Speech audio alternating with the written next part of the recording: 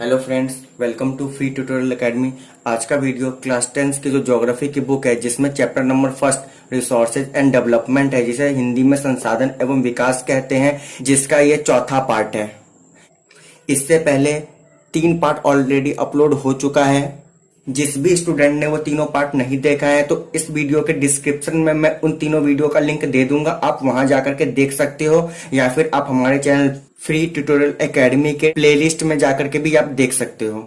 देखिए, इस चैप्टर में हमने कौन कौन से टॉपिक कवर कर लिए उसका यहाँ पर ओवरव्यू मैंने लिख दिया है। एक बार जान लेते कि कौन कौन से टॉपिक कंप्लीट हो चुके हैं। तो आपका जो टॉपिक है व्हाट इज रिसोर्सेज, ये आपका कंप्लीट हो चुका है। कंडीशन ऑफ रिसोर्सेज, ये भी कंप्लीट हो चुका है। क्लासिफिकेशन ऑफ रिसोर्सेज, ये भी कंप्लीट हो चुका है। रिसोर्स चार्ट भी आपका कंप्लीट करवा दिया है। डेवलपमेंट ऑफ रिसोर्सेज, ये भी आपका कंप्लीट हो चुका है। सस्टेनेबल इकोनॉमिक डेवलपमेंट भी आपका कंप्लीट हो चुका है। और आज के वीडियो में हम पढ़ने वाले रिसोर्स प्लानिंग और रिसोर्स प्लानिंग इन इंडिया, ये दो टॉपिक कवर करेंगे इस वीडियो में। बहुत ही इंपॉर्टेंट टॉपिक है आपके एग्जाम के पॉइंट ऑफ व्यू से। और जिस भी स्टूडेंट ने इन टॉपिक्स को कवर नहीं किया है, इन टॉपिक्स के वीडियो का लिंक मैं इस वीडियो के डिस्क्रिप्शन में डाल दूंगा, वहां से आप देख सकते हो। तो चलिए शुरू करते हैं इस टॉपिक को बिना किसी देरी। रिसोर्स प्लानिंग, जिसे हिंदी में संसाधन नियोजन कहते हैं, तो चलिए जानते हैं कि रिसोर्स प्लानिंग होता क्या है। तो resource planning is the technique by which we use our resources judiciously. Resource planning एक ऐसी तकनीक है जिसमें हम अपने रिसोर्सेज को बहुत सोच समझ के यूज करते हैं। ठीक है, तो रिसोर्स प्लानिंग यही बताता है कि आपके पास जो भी रिसोर्सेज है उसको बहुत ही सोच समझ के यूज करना चाहिए। तो रिसोर्स प्लानिंग आपको समझ में आ गया। अब चलिए जानते हैं कि रिसोर्स प्लानिंग हमें क्यों करना चाहिए। तो बहुत सारे रीजन यहाँ पर मैंने लिख दिए हैं, आपको कम से कम 4 या 5 पॉइंट्स आपको इसमें से याद रखने हैं। तो चलिए जानते हैं एक-एक करके क्या क्या पॉइंट्स है यहाँ पर। तो हमें रिसोर्स प्लानिंग क्यों करना चाहिए। तो पहला पॉइंट ये है कि it helps to identify the various resources present in different region of the country. यानी कि यदि आप रिसोर्स प्लानिंग करते हैं तो अभी के समय में देश के अलग अलग क्षेत्रों में क्या क्या रिसोर्सेज है ये आप पता कर सकते हैं अगर आप रिसोर्स प्लानिंग करते हैं तो। नेक्स्ट पॉइंट क्या है कि it helps in the conservation of various non renewable resources. यानी कि रिसोर्स प्लानिंग करने से नॉन रिन्यूएबल रिसोर्सेज को आप कंजर्व करके रख सकते हैं। नॉन रिन्यूएबल रिसोर्सेज जैसे कि आपका हो गया कोयला, पेट्रोलियम, डीजल, ये सब जो रिसोर्सेज है ये नॉन रिन्यूएबल रिसोर्सेज के अंडर आता है। और आपको पता होगा कि नॉन रिन्यूएबल रिसोर्सेज को बनने में लाखों अरबों वर्षों का समय लग जाता है। तो यदि आपको इन रिसोर्सेज की क्वांटिटी के बारे में पता चल जाएगा तो आप उसको सावधानी पूर्वक यूज कर सकते हो और भविष्य के लिए उसको कंजर्व भी कर सकते हो। नेक्स्ट पॉइंट क्या है कि it helps in reducing wastage of resources. यानी कि रिसोर्स प्लानिंग रिसोर्सेज को वेस्ट होने से बचाने में भी मदद करता है।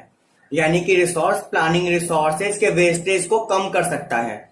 तो देखिए कैसे कम करेगा। मान लीजिए कि आपने रिसोर्सेज को आइडेंटिफाई कर लिया है और आपको उसकी क्वांटिटी भी पता चल चुका है। यदि रिसोर्सेज की क्वांटिटी कम है तो क्या होगा, आप रिसोर्सेज को उतना ही यूज करोगे जितना आपको रिक्वायरमेंट है। इससे क्या होता है कि रिसोर्सेज की जो वेस्टेज है उसमें कमी आ जाती है। तो ये आपका पॉइंट क्लियर हो गया। नेक्स्ट पॉइंट क्या है कि it helps in equal distribution of resources among the regions that have acute shortage of it. इसका मतलब ये है कि रिसोर्स प्लानिंग इक्वल डिस्ट्रीब्यूशन करने में मदद करता है उन क्षेत्रों में जिन क्षेत्रों में रिसोर्सेज की बहुत ज्यादा कमी है। नेक्स्ट है आपका it helps in keeping track of remaining resources. यानी कि रिसोर्स प्लानिंग बचे हुए रिसोर्सेज को ट्रैक करने में भी मदद करता है, यानी कि उसका लेखा जोखा रखने में भी मदद करता है। यानी कितने रिसोर्स बचे हैं, उसका किस तरीके से यूज करना चाहिए, आप सोच करके उसका यूज कर सकते हो। नेक्स्ट है आपका it helps to take care of future generation. यानी आने वाले जनरेशन के लिए ये रिसोर्स समाप्त ना हो जाए, इसका भी देखरेख आप कर सकते हो रिसोर्स प्लानिंग का यूज करके। नेक्स्ट है आपका environmental pollution can be reduce. यानी कि पर्यावरण में जो प्रदूषण है उसको भी आप कम कर सकते हो रिसोर्स प्लानिंग का यूज करके। तो ये आपके 7 पॉइंट्स है, इनमें से कम आपको 4 to 5 पॉइंट्स आपको याद होना चाहिए एग्जाम में लिखने के। नेक्स्ट है आपका कि भारत में हमें रिसोर्स प्लानिंग क्यों करना चाहिए। तो चलिए जानते हैं। The resource planning is very important for a certain country like India because it has enormous diversity in the availability of resources.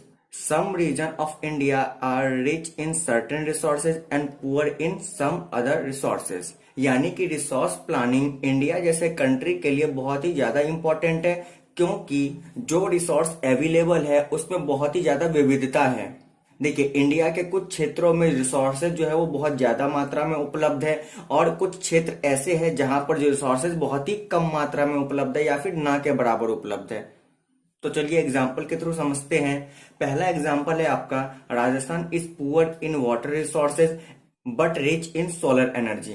Rajasthan में वाटर रिसोर्सेज की बहुत ही ज्यादा कमी है, लेकिन जो सोलर एनर्जी है वो बहुत ही अधिक मात्रा में उपलब्ध है। इसी तरीके से दूसरा एग्जाम्पल ये है कि Madhya Pradesh, Jharkhand and Chhattisgarh are rich in minerals and coal deposits but lacks in infrastructural development. यानी कि मध्य प्रदेश, झारखंड और छत्तीसगढ़ जैसे राज्यों में मिनरल्स और कोल की बहुत ज्यादा मात्रा उपलब्ध है, लेकिन यहाँ पर इंफ्रास्ट्रक्चर की कमी भी है। तीसरा एग्जाम्पल है कि Arunachal Pradesh abundance of water resources, यानी कि अरुणाचल प्रदेश में वाटर रिसोर्सेज की बहुत ज्यादा मात्रा उपलब्ध है, लेकिन लेक इन इंफ्रास्ट्रक्चरल डेवलपमेंट, या यहाँ भी जो है इंफ्रास्ट्रक्चरल डेवलपमेंट की कमी है। अगला एग्जाम्पल है आपका, Ladakh rich cultural heritage but lack in water infrastructural and some vital minerals. ये है आपके 4 एग्जाम्पल, जिसके थ्रू आप बता सकते हो कि इंडिया के कुछ राज्य ऐसे हैं जहां रिसोर्सेज की बहुत अधिक मात्रा पाई जाती है, और कुछ राज्य ऐसे हैं जहां रिसोर्सेज जो है वो बहुत ही कम मात्रा में उपलब्ध है। तो इसी एनॉर्मस डाइवर्सिटी को बैलेंस करने के लिए इंडिया में रिसोर्स प्लानिंग करना जरूरी है।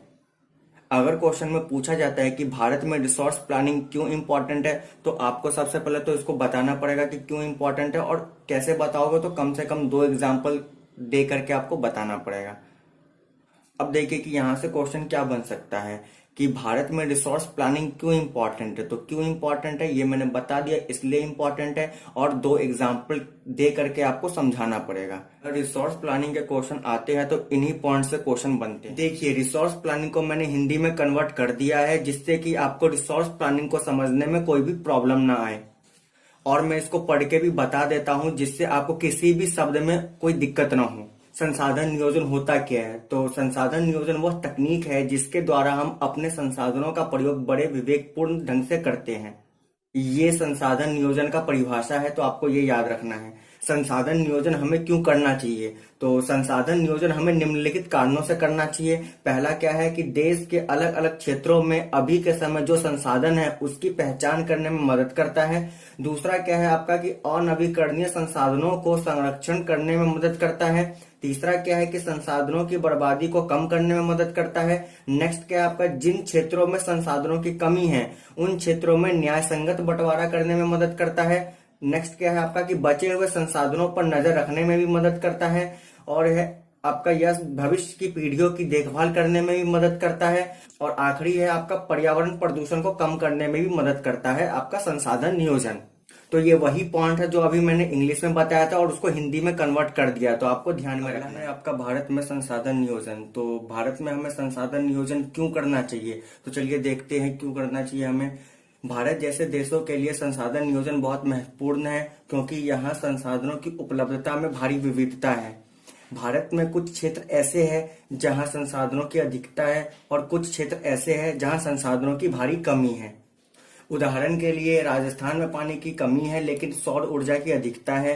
और दूसरा एग्जाम्पल क्या है कि मध्य प्रदेश, झारखंड और छत्तीसगढ़ में खनिज तथा कोयला भंडार की अधिकता है, लेकिन बुनियादी ढांचे की विकास की कमी है। बुनियादी ढांचे का मतलब है कि आपका इंफ्रास्ट्रक्चर, ठीक है। तो नेक्स्ट एग्जांपल है आपका कि अरुणाचल प्रदेश में पानी की अधिकता है लेकिन बुनियादी ढांचे की कमी है यहाँ पर भी। अगला उदाहरण है आपका लद्दाख में सांस्कृतिक विरासत की अधिकता है लेकिन पानी, बुनियादी ढांचे और अति आवश्यक खनिज की कमी है यहाँ पर। ये 4 उदाहरण है, और इन 4 उदाहरणों से आप ये बता सकते हो कि भारत में संसाधन नियोजन बहुत ही ज्यादा महत्वपूर्ण है। तो इस वीडियो में इतना ही रहने देते हैं। उम्मीद करता हूं कि आपको ये वीडियो पसंद आया होगा। तो मिलते हैं नेक्स्ट वीडियो में इसी चैप्टर के अगले टॉपिक के साथ। जब तक के लिए जय हिंद।